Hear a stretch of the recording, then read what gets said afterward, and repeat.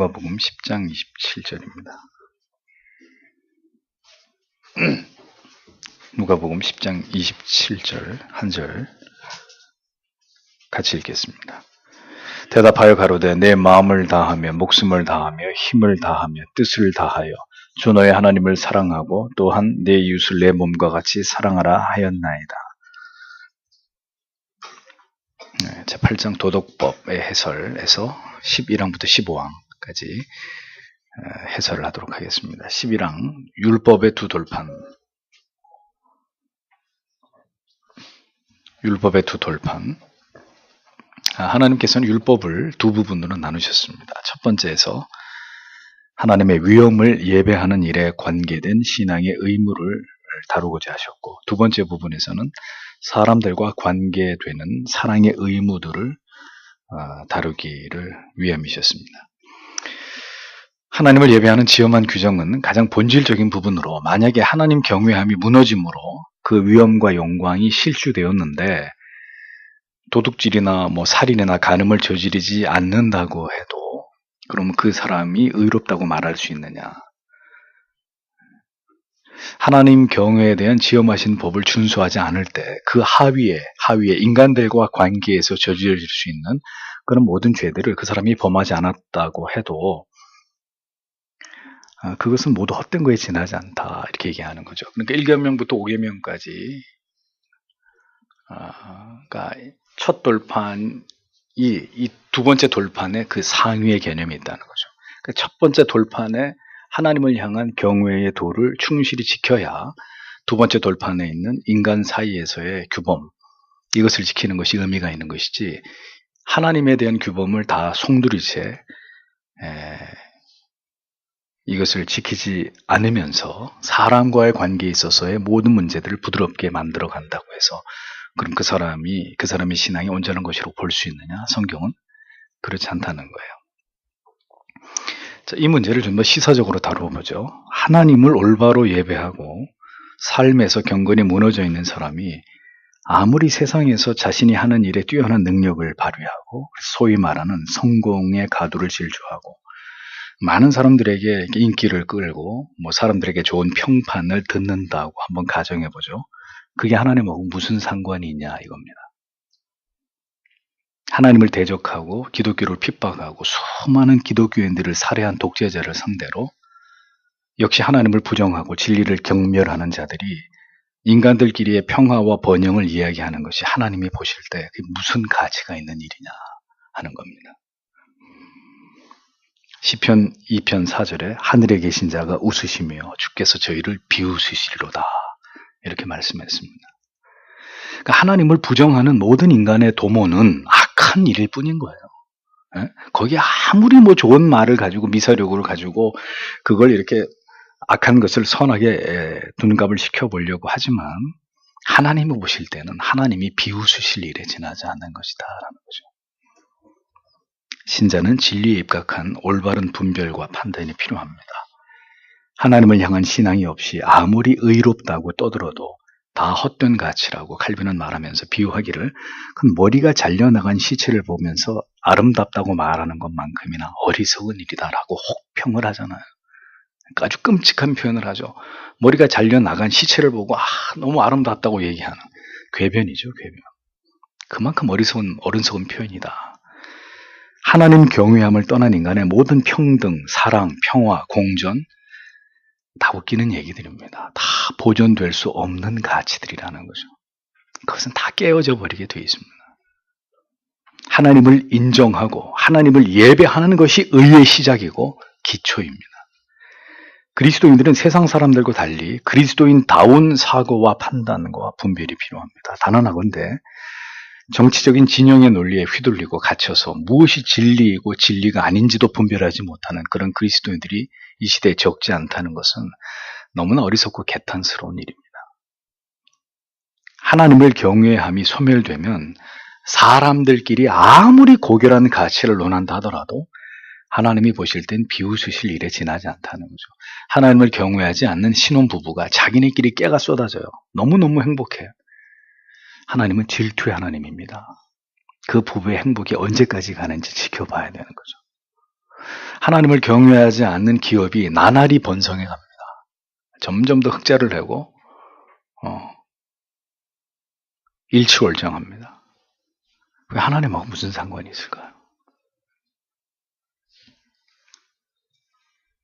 하나님을 경외하는 그 정신이 밑바탕이 되어서 사람들이 사람들 사이에서 중용을 지키고 서로에게 해를 끼치지 않고 함께 공생하는 것을 배우는 것이 바람직한 것이다. 그게 성경적이라는 것입니다. 율법의 첫 돌판에서는 분명히 인류가 하나님을 향한 예배와 경건과 신앙의 모든 의무들을 이행하도록 우리를 교훈하고 있습니다. 두 번째 돌판에서는 하나님을 경외함과 함께 인간 사회에서 우리가 어떻게 살아가야 하는지를 명시하고 있습니다. 복음서의 기자들은 이렇게 십계명을 이해해서 딱 두 강령으로 이 십계명을 요약한 것입니다. 그것이 여러분들이 방금 읽은 성경 구절이죠. 내 마음을 다하고 목숨을 다하여 힘을 다하여 뜻을 다하여 주 너의 하나님을 사랑하고, 두 번째, 내 이웃을 내 자신같이 사랑해라. 바로 그것이라는 거죠. 신자는 이 십계명의 정신에 기초해서 모든 현상을 바라보고 판단하고 그 가치를 논할 수 있는 자들이 되어야 한다는 겁니다. 12번째 십계명의 구분법, 하나님께서는 하나님을 존귀하게 여기고 경외하고 사랑하는 일과 관계되는 모든 일들과 하나님을 위해서 우리로 하여금 베풀라고 명하시는 이웃에 대한 사랑과 관련된 모든 지침들을 십계명에 충분하고 명백하게 제시하셨습니다. 십계명은 하나님의 권위로 확정되는 것인데 계명의 숫자는 분명하지만 그것을 구분하는 방식에 대해서는 자유롭게 판단하려는 경향이 있습니다. 그래서 첫 돌판에 3계명 혹은 4계명을, 그리고 두 번째 돌판에다가 7계명 혹은 6계명을 포함시키려는 이런 주장들이 있었습니다. 근데 이러한 인위적인 해석과 분류는 바람직한 것이 아니고 모세가 언급한 10가지 계명을 10계명으로 간주하는 것이 바람직하다라는 견해를 칼빈이 얘기합니다.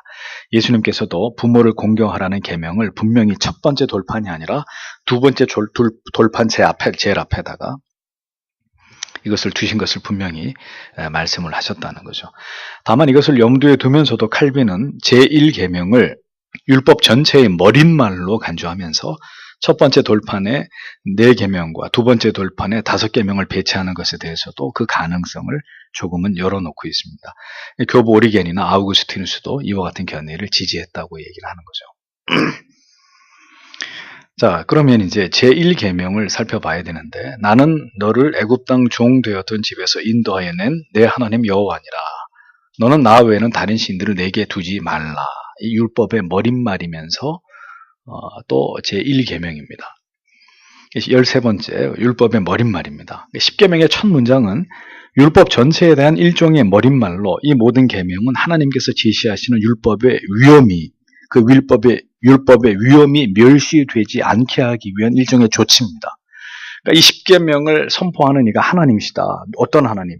애굽 땅에서 너를 인도해낸 언약의 하나님이다. 그래서 이 10계명의 권위에 대한 안전장치를 하나님이 직접 하셨다는 얘기입니다. 이 첫 문장 속에서 하나님께서는 자신에게 권위와 능력과 권한이 있음을 말씀하셔서 백성들로 하여금 하나님께 순종할 당위성을 제시하셨던 것이죠. 두 번째로는 은혜의 약속을 제시하심으로 우리로 하여금 거룩을 지향한 열심을 갖게 하셨습니다.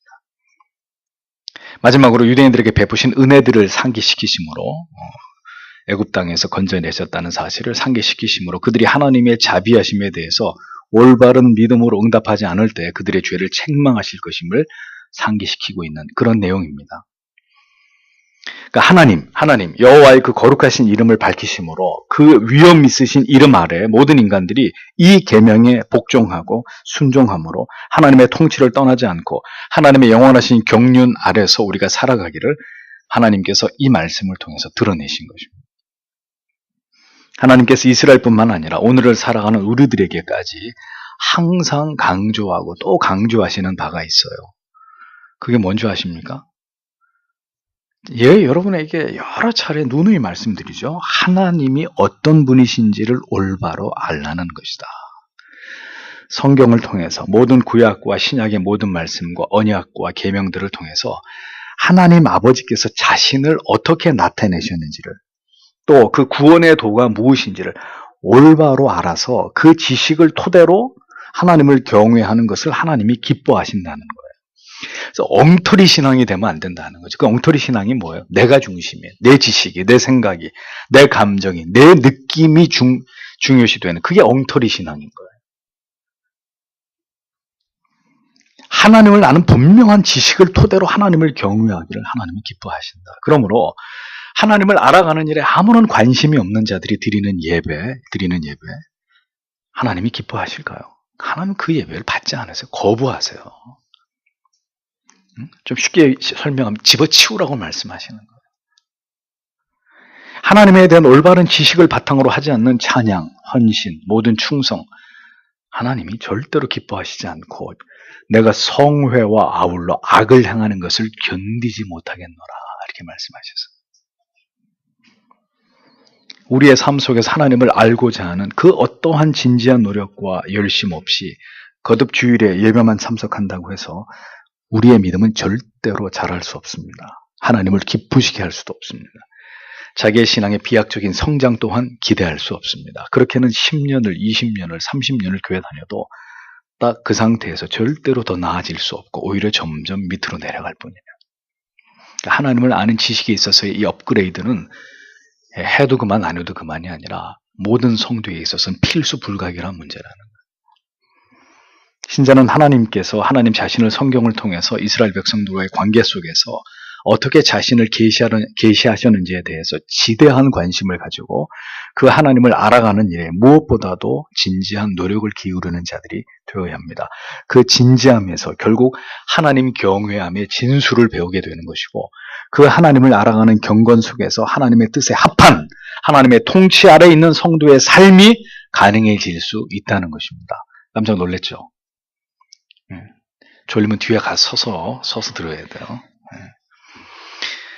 14번째, 나는 내 하나님 여호와니라. 하나님께서는 자신은 마땅히 명령할 권한과 순종을 요구받을 수 있는 분으로 자신을 나타내 보이셨습니다. 하나님께서는 언제나 강압적으로 우리를 굴복시키고 끌어가시는 분으로 자기를 묘사하지 않고 항상 상호적 관계 속에서 하나님의 뜻을 나타내시고 이루어 가시는 분으로 이렇게 묘사합니다. 하나님께서는 우리를 택하셔서 자녀를 삼으시고 은혜를 베푸신 것은 현재의 삶뿐만이 아니라 영원한 내세의 삶에서까지 누릴 복을 우리에게 주시고자 함입니다. 그러므로 우리에게 요구되는 것은 하나님의 자녀로 여겨주실 만큼 우리를 존귀한 자들로 인정해 주셨기 때문에 우리가 마땅히 이 세상을 살아가는 동안에 하나님의 말씀과 계명을 지키면서 살아가는 일에 최선을 다해서 하나님을 경외함을 드러내야 될 거룩한 의무가 있다는 걸 기억해야 되는 거죠. 하나님을 경외함으로 구원을 받는 게 아니라 하나님이 우리를 그렇게 존귀한 보배로운 하나님의 자녀로 인정해 주셨기 때문에 그 말씀의 지침과 율법의 가이드라인을 따라서 하나님 경외하는 도를 배우면서 그러한 삶을 살아야 된다라는 겁니다. 하나님을 가장 하나님으로 올바로 인식하는 그 신앙의 태도에서 가장 진실되고 열렬한 하나님을 향한 경외가 나오는 것입니다.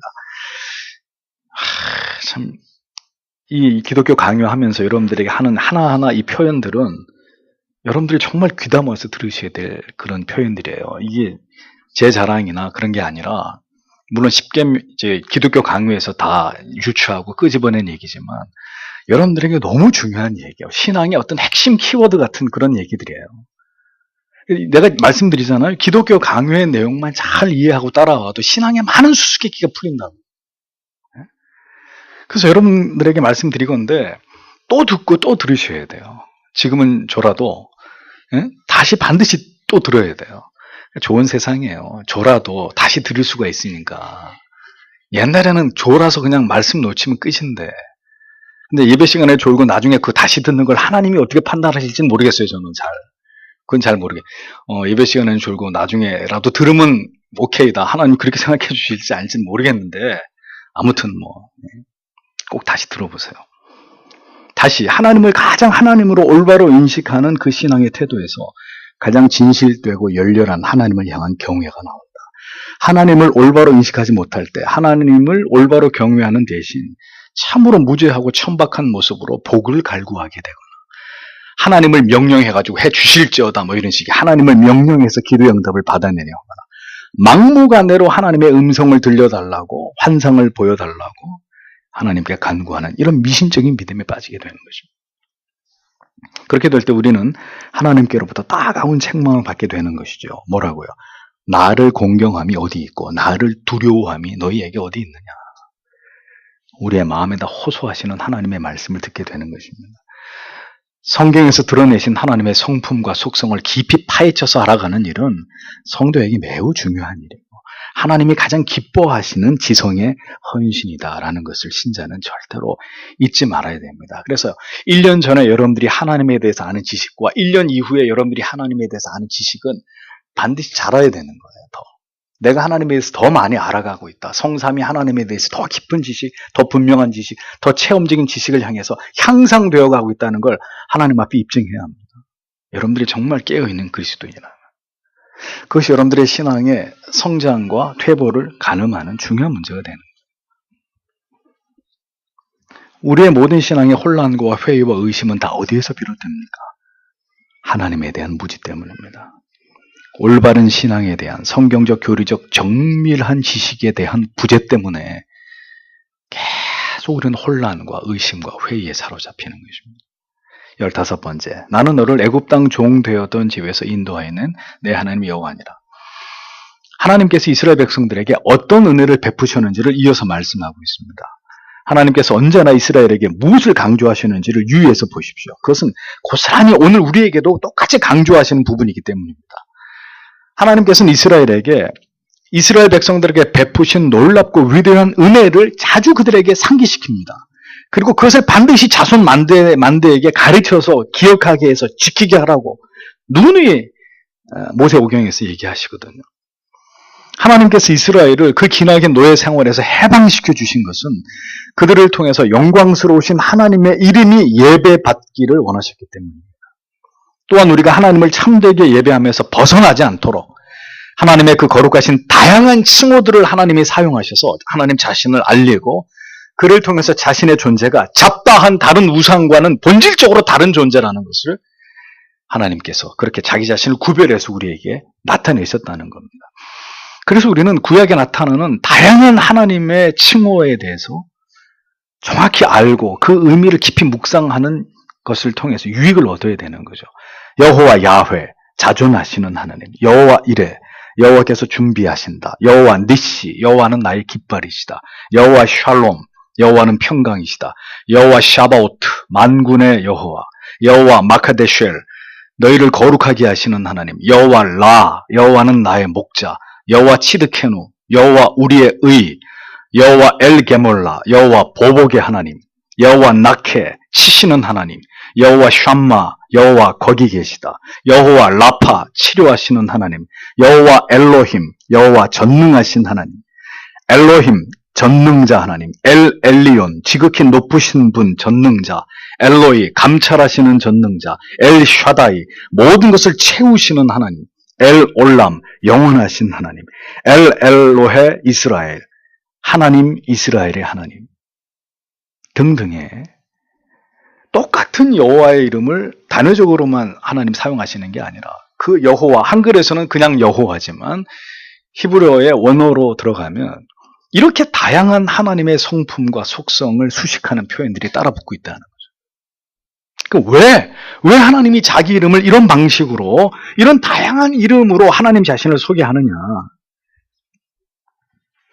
오직 하나님만이 그 백성들에게 이렇게 자신의 칭호의 다양성을, 세밀하심을 하나님이 계시하셨습니다.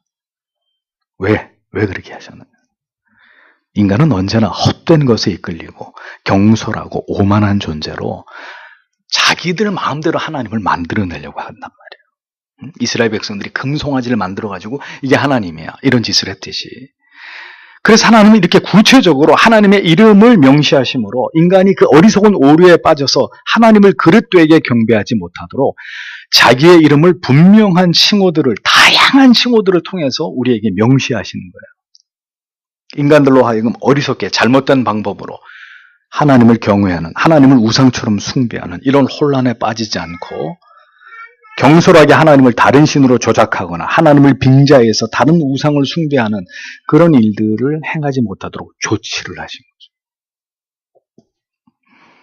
그래서 하나님의 다양한 이름을 대할 때 성도는 언제나 그 마음과 생각을 하나님께로 향하고 우리의 하나님이 그런 분이심을 깊이 묵상하는 것이 반드시 필요하다는 겁니다. 그것이 하나님을 즐거워하는 것입니다.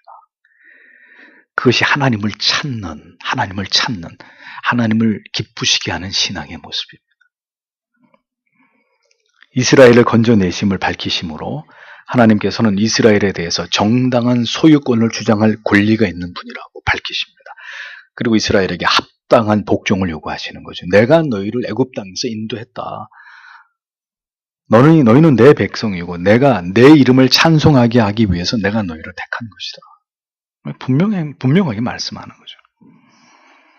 죄악의 영원한 저주 아래서 영원한 죄와 율법의 노예로 살아갔을 우리를 영생으로 구원으로 불러주신 하나님을 우리가 깊이 묵상할수록 신자의 마음속에서 선명해지는 것은 무엇일까요?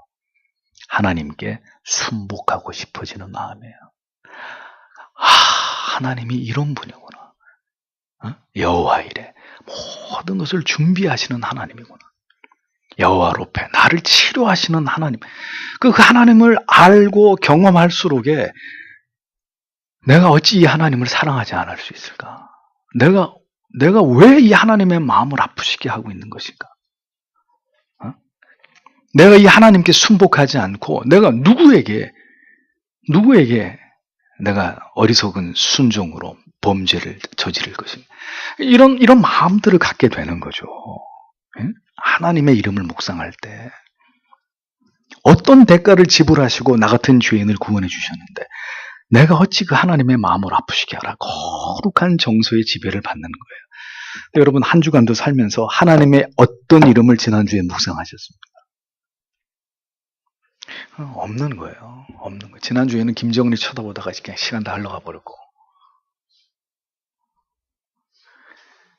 하나님께서는 그 옛날 이스라엘을 바로의 폭정에서 건져내셔서 그 이름을 경배하게 하셨듯이 지금도 자신의 소유된 백성들을 마귀의 권세로부터 건져내셔서 그의 영혼들을 해방시키는 일들을 주권적으로 행하고 계십니다.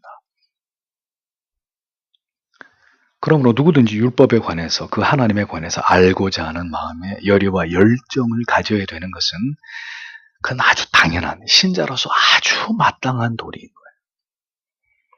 하나님을 알아가는 일에 그 율법에 마음을 두는 일에 무관심해도 좋은 교회 안에 존재할 수 있는 사람은 단 한 명도 없는 거예요. 있어서는 안 되는 거예요. 그 사람이 택자라면 말이죠.